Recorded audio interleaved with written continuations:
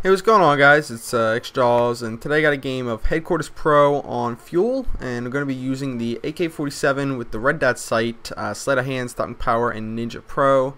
You guys requested that I try and stay away, like switch it up with the guns. I know you guys are aware that I love my FAMAS and my UMP and whatnot, but I'll try and change it up once in a while.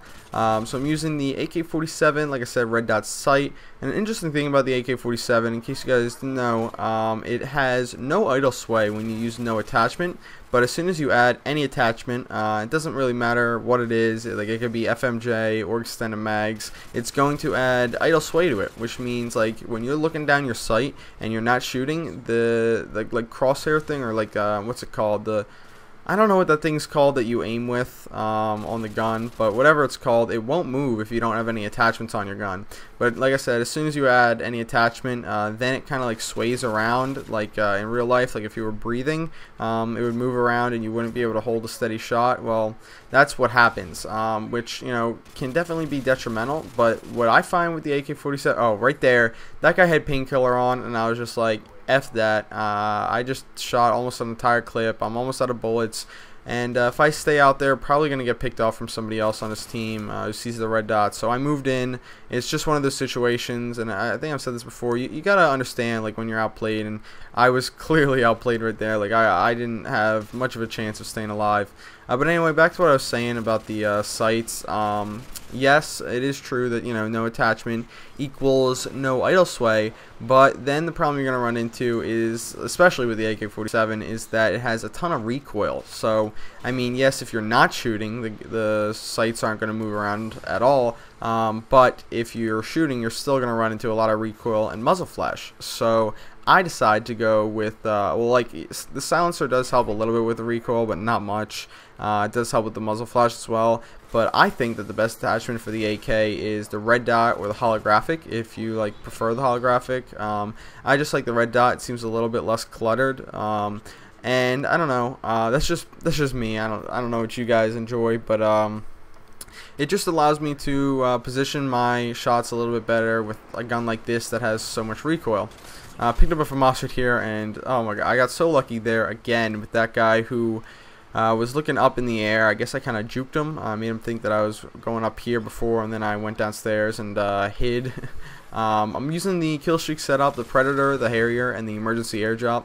And I think I made a careless, oh wait, I think I already talked about that in my last commentary. I said something careless about the emergency airdrop being bad, but it's really not all that bad. Just, it is a very luck-based thing, and I am notoriously known for not having good luck on this game, so I don't know. That's just what I said. I apologize because I got some comments. I think I've already talked about this, so I should probably shut up right about now.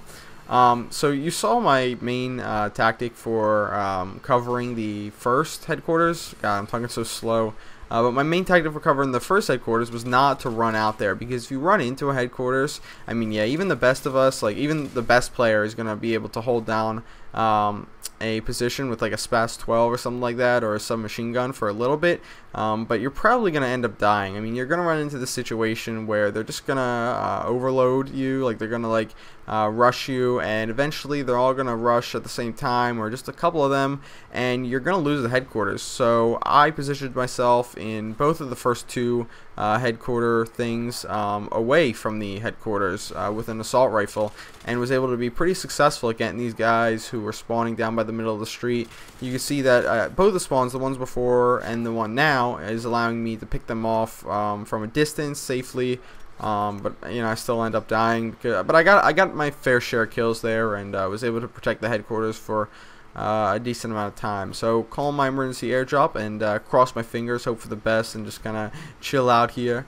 Play around on these little fences on the whatchamacallit, the barbed wire type area.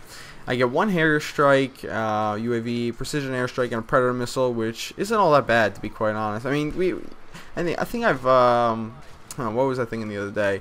Somebody told me that it was another commentator, I forget who it was, that if you get anything from your emergency airdrop that isn't going to get you the same amount of kills that it takes to get it, then it's probably not worth it. Like a Pavlo might get you 9 kills. Rare, but it might get you 9 kills. An EC-130 and Chopper Gunner will probably get you 11. But anything lower than that, or a Harrier might get you 7, I don't know, with the airstrike portion of it. But anything like a Predator missile, UAV, precision airstrike, anything like that, you might want to leave it on the ground, because it's going to end up being a little bit more helpful for you guys by allowing like the enemy team, or not the enemy, but you're definitely not the enemy team, but allowing your teammates to pick it up and get the points, because you're going to get the share package points. So I picked up everything right there because I didn't have anybody near me, but just something, you know, somebody said to me that I thought might be useful or interesting to some of you guys. Got my Harrier strike. I waited because the headquarters was inside, and that's something you want to think about before calling in air support. Is the headquarters inside or outside? If it's inside, you probably don't want to call in your air support until your team captures it, or unless your team captures it, because if the other team captures it, air support's going to be next to useless. It's going to get you a maximum of 6 kills, but even that's very unlikely. But if it does, you know, do really well, then after you kill them all, you've still got that like little time period that you have to destroy the headquarters before they're going to start spawning again. So my little recommendation to you guys, tip of the day, is to wait for your team to capture the headquarters to call in air support, because that's when it's going to be the most effective. So that was a game of 36, 1, and 3 with the AK-47. Hope you guys enjoyed it. I'll see you guys later. Peace out.